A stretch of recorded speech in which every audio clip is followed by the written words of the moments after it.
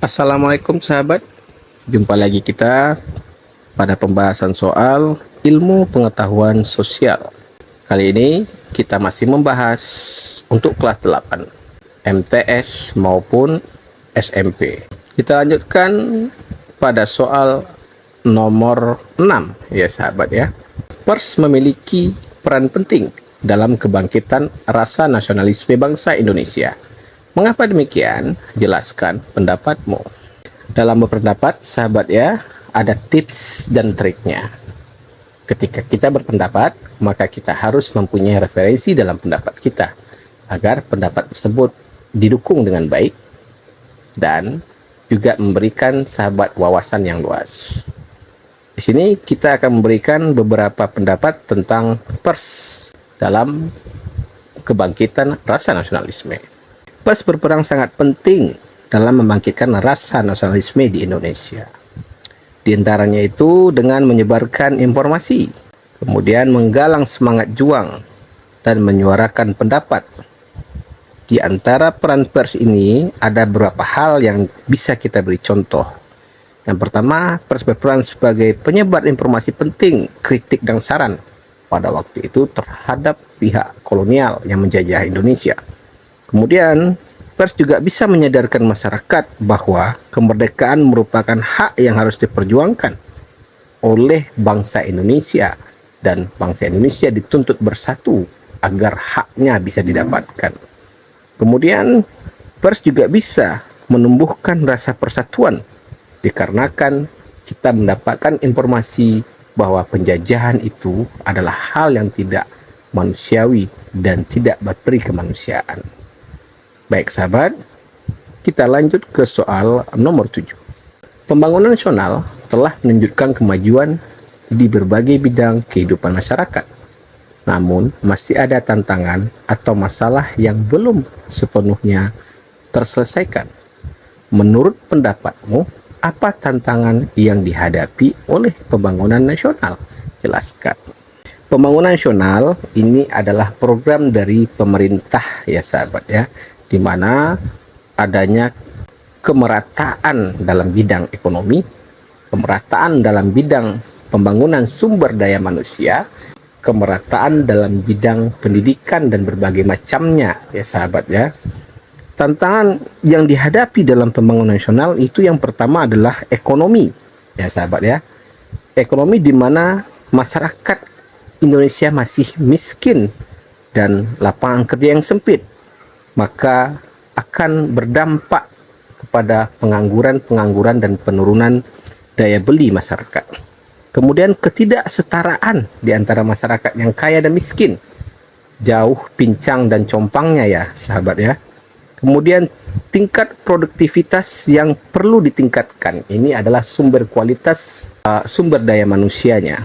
Kemudian modal dan demografi. Kemudian tantangan sosial kebudayaan yang stunting, pendidikan vokasi, tantangan infrastruktur, tantangan keterbukaan informasi, dan tantangan pengelolaan sumber daya alam. Baik sahabat, kita lanjut ke soal nomor 8. Bank adalah badan usaha yang menghimpun dana dari masyarakat dalam bentuk simpan dan menyalurkannya kepada masyarakat dalam bentuk kredit atau bentuk-bentuk lainnya dalam rangka meningkatkan taraf hidup masyarakat. Jelaskan jenis bank menurut fungsinya.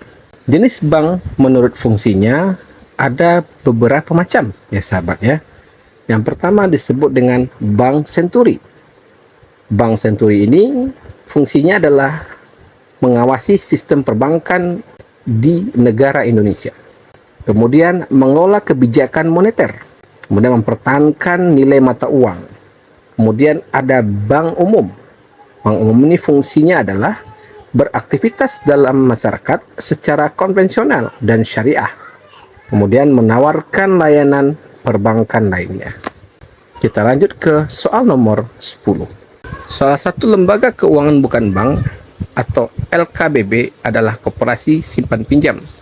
Tuliskan kegiatan jasa keuangan yang dapat dilakukan oleh koperasi. Di sini yang ditanya adalah jasa keuangan oleh koperasi ya sahabat.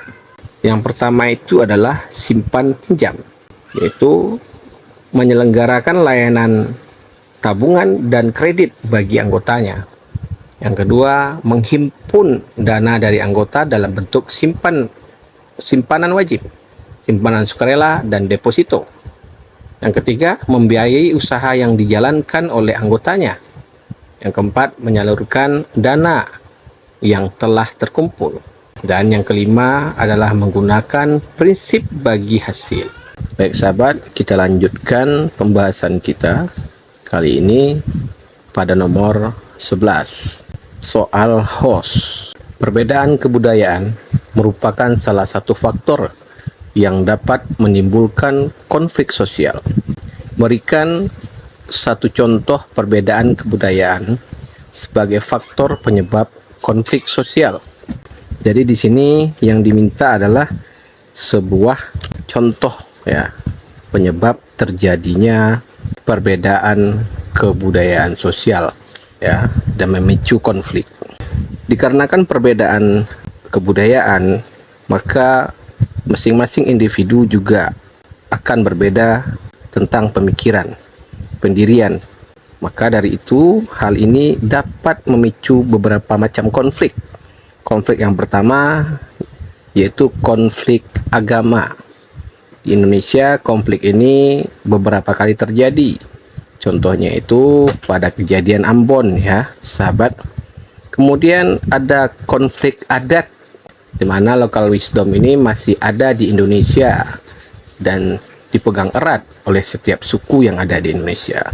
Salah satu contoh perbedaan adat dan hak tanah waktu itu ada di Papua.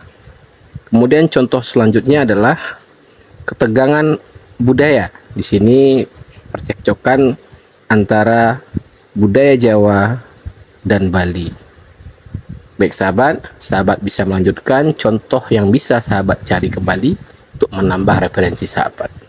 Kita masuk ke soal nomor 12.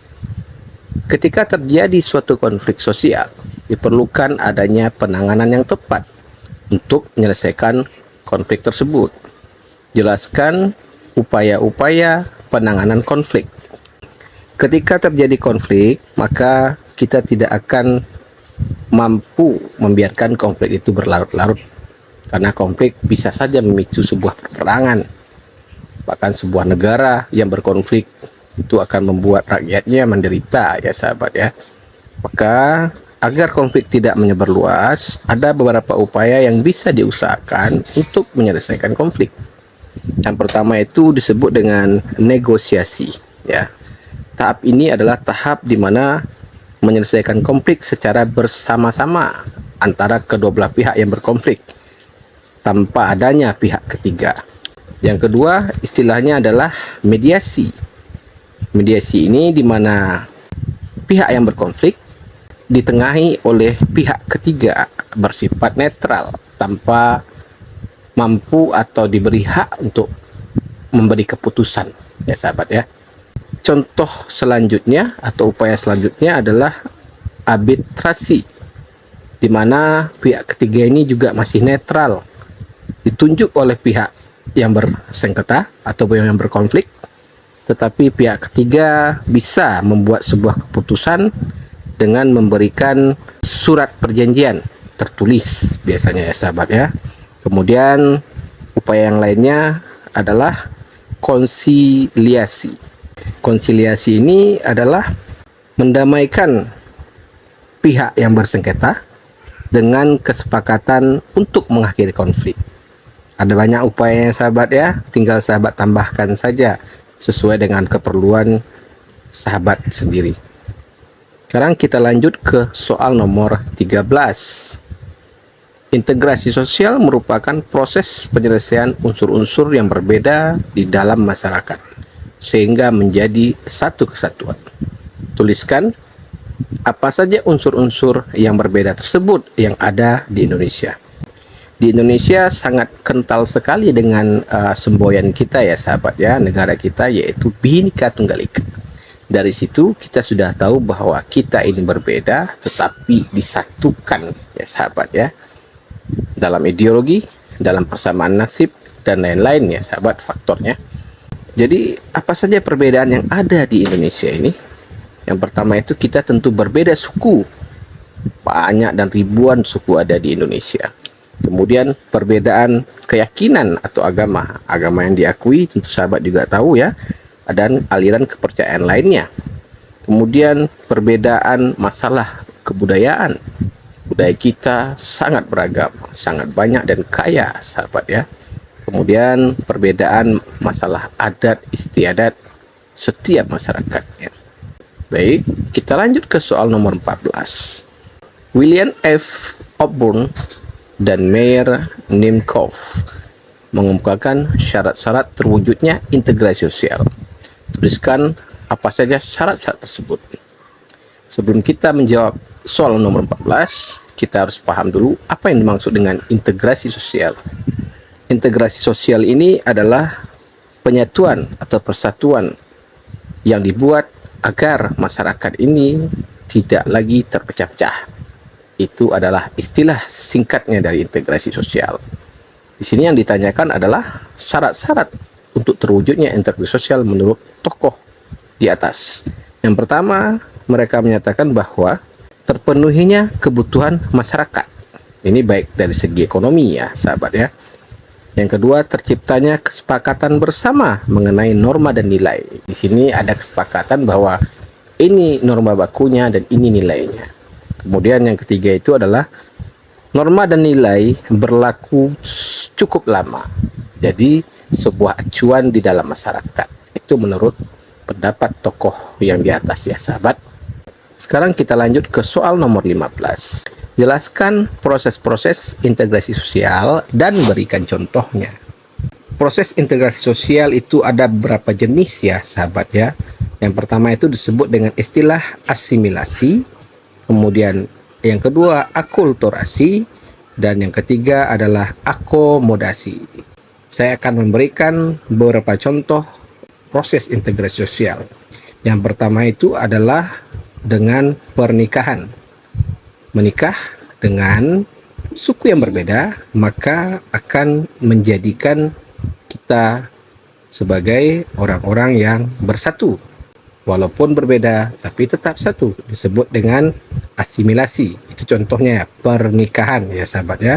Kemudian masuknya unsur kebudayaan baru yang kita filter dengan baik. Kemudian tidak meninggalkan kebudayaan lama. Itu disebut dengan akulturasi ya sahabat ya. Contohnya itu ada pada seni bangunan, seni kaligrafi, seni syair ya sahabat ya. Itu beberapa contoh yang dapat saya berikan kepada sahabat. Silakan sahabat cari contoh yang lainnya. Baik sahabat, sampai di sini dulu. Kita lanjutkan di part selanjutnya. Assalamualaikum warahmatullahi wabarakatuh.